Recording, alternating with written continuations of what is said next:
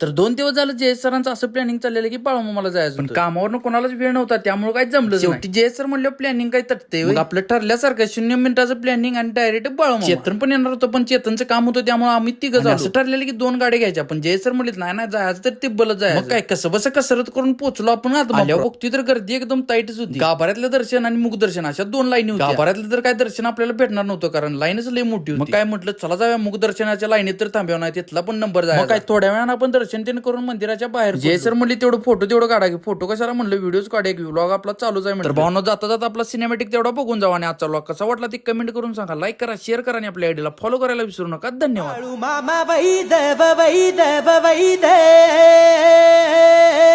हो, त्यानं मेंढ्या केल्या पैद हा.